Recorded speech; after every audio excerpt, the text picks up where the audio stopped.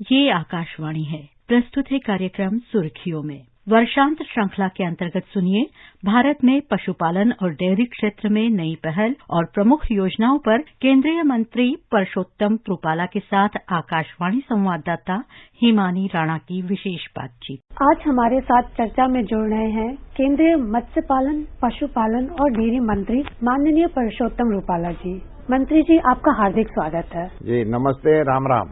भारतीय समाज में डेयरी और दुग्ध उत्पादन एक बहुत ही अहम भूमिका रखता है, तो हम आपसे जानना चाहेंगे कि पिछले 8 सालों में दुग्ध उत्पादन के क्षेत्र में आपके विभाग की क्या क्या प्राथमिकताएं रही हैं और क्या क्या अचीवमेंट्स रही हैं। हमारे दुग्ध उत्पादन के क्षेत्र में हम सबों के लिए और देश के पशुपालकों के लिए ये बड़ी गर्व की बात है कि आज विश्व में सबसे ज्यादा दूध उत्पादन करने वाला देश वो भारत है।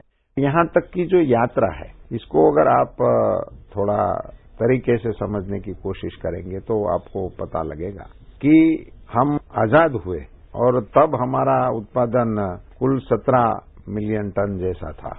तो ये एक बहुत ही अच्छा, आज की तारीख में हमारे दुग्ध उत्पादन के क्षेत्र में हम विश्व में नंबर 1 पर हैं, ये कहते हुए हमें बड़ा गर्व महसूस होता है। और इसकी वजह क्या है? हमारे प्रधानमंत्री जी की जो दूरंदेशी है और प्रायोरिटी है, उसी में उन्होंने ग्रामीण भारत को उठाने का प्रयास किया है।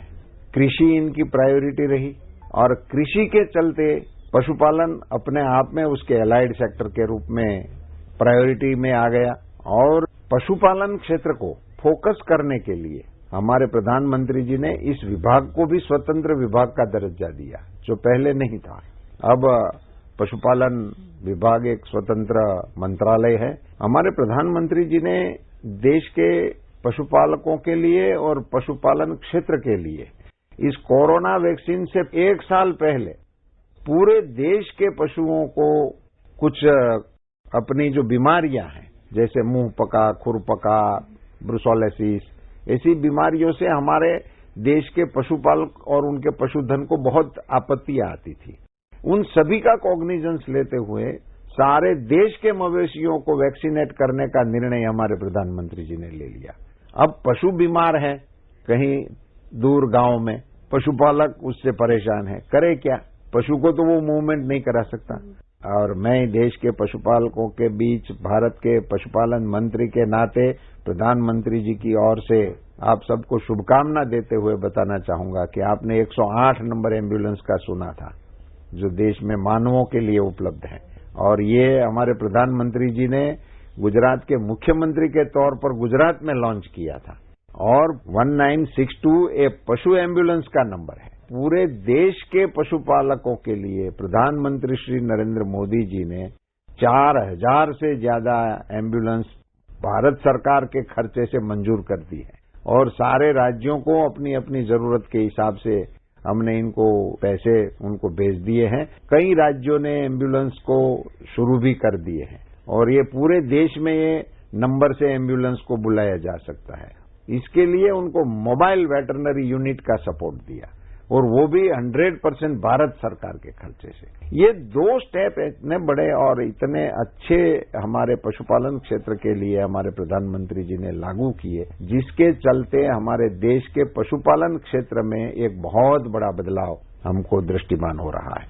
मंत्री जी, हम आपसे ये भी जानना चाहेंगे कि नस्ल सुधार हेतु आपका विभाग क्या कार्य कर रहा है। तो नस्ल सुधारणा का जो कार्यक्रम है वो ही टेक्नोलॉजी का सबसे बड़ा इंटरवेंशन करने का कार्यक्रम है। और इसी के लिए आर्टिफिशियल इंसेमिनेशन, उसको कृत्रिम गर्भाधान कराने के लिए, अब कृत्रिम गर्भाधान आज मैं पशुपालकों के साथ बात कर रहा हूं तो ये सब लोग तो मुझसे भी अच्छी तरह जानते हैं। जब भी उनकी फीमेल गाय है या भैंस है, जो भी रखता है, यदि उनको कृत्रिम गर्भाधान क्यों कराना है? क्योंकि अच्छे नस्ल के सीमेन से उनके वहां अच्छी नस्ल के बछड़े हो सकते हैं, अच्छी नस्ल की गायें बच्चियां आ सकती हैं। अब इन गैप्स की पूर्ति करने के लिए ये मोबाइल वेटरनरी यूनिट का सहारा ले सकते हैं।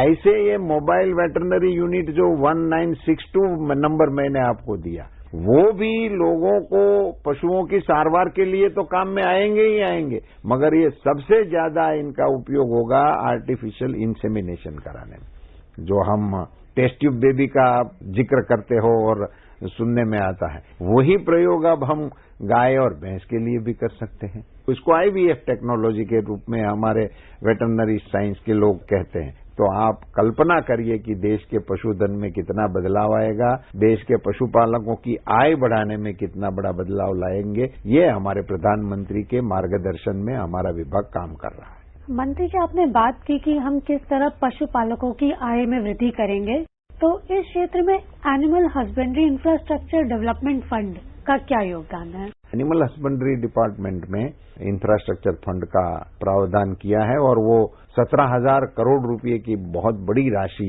प्रधानमंत्री जी ने आलोकित करके रखी है और उसी के जरिए उसमें से सॉफ्ट लोन दी जाती हैं, उसी में से उसको इंटरेस्ट सबवेंशन का बेनिफिट भी दिया जाता है और इंफ्रास्ट्रक्चरल फैसिलिटी जो चाहिए तो राज्यों को भी ये हम सहायता दे सकते हैं, इंडिविजुअल्स को भी ये सहायता दे सकते हैं, समूह होते हैं जो अपने सेल्फ हेल्प ग्रुप जैसे कोऑपरेटिव्स जो होते हैं उन सबके लिए भी ये फंड का प्रावधान करके वो लोग इसका बेनिफिट लेकर जो भी इंफ्रास्ट्रक्चर आवश्यकता इनमें जरूरी है उनके लिए वो आगे बढ़ सकते हैं और ये फीड में भी काम में आ सकता है, फोडर के काम में भी आ सकता है, प्रोसेसिंग के काम में भी आ सकता है और सारे जितने भी हमारे पशुपालन और दुग्ध व्यवसाय के साथ जुड़ा हुआ जो भी इंफ्रास्ट्रक्चर है उन सारे के लिए ये फंड अवेलेबल है। सर, आज के समय में हम देखते हैं कि जो कंज्यूमर है उसका एक बड़ा कंसर्न है कि दूध में मिलावट काफी है, तो इस मिलावट को रोकने के लिए आपका विभाग क्या कदम उठा रहा है? इसी के हेतु हमने एक डेयरी इंफ्रास्ट्रक्चर डेवलपमेंट फंड की भी प्रावधान प्रधानमंत्री जी ने किया है और इसी फंड के आधार पर हम टेक्नोलॉजी को गांव तक जो प्राइमरी पैक्स हैं हमारे जो दूध कलेक्शन के सेंटर हैं कोऑपरेटिव्स के जो गांव में एकत्रित करते हैं दूध, वहीं है ही वो उसको मशीन हम देना चाहते हैं कि वहीं से ही वो टेस्टिंग करके ही कलेक्ट करे। जहां पशुपालक अपना डेयरी फार्मर जो अपना दूध देने के लिए ही आ रहे हैं वहीं उसका टेस्टिंग हो जाएगा और वहीं से ही पता लग जाएगा कि ये गुणवत्ता युक्त है या इसमें कोई चीज है। तो प्राइमरी स्टेज से ही इस कलेक्शन को और टेक्नोलॉजी का सपोर्ट देने के लिए इस DIDF फंड से हम सारे देश के कोऑपरेटिव्स को रकम देने का भी हम प्रयास कर रहे हैं और बहुत ही नॉर्मल इंटरेस्ट से उनको ये राशि मुहैया हम करा रहे हैं।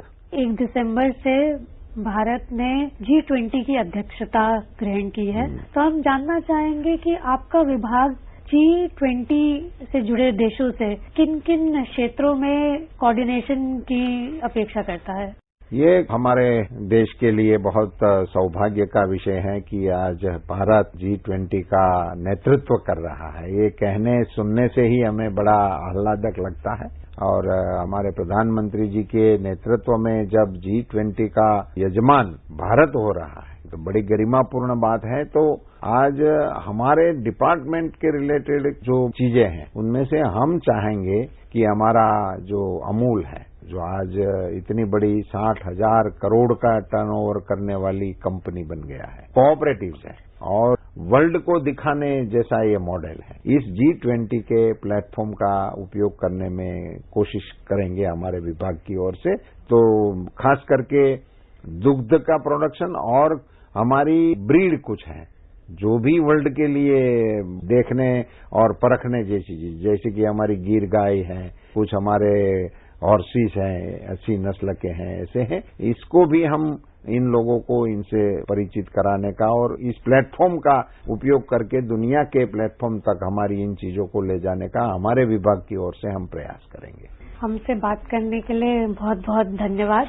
हम पूरी आशा करते हैं कि आपके नेतृत्व में पशुपालन और का क्षेत्र जो है नई ऊंचाइयां छुएगा। बहुत बहुत धन्यवाद। अभी आप वर्षांत श्रृंखला के अंतर्गत सुन रहे थे भारत में पशुपालन और डेयरी क्षेत्र में नई पहल और प्रमुख योजनाओं पर केंद्रीय मंत्री परषोत्तम रूपाला के साथ आकाशवाणी संवाददाता हिमानी राणा की विशेष बातचीत।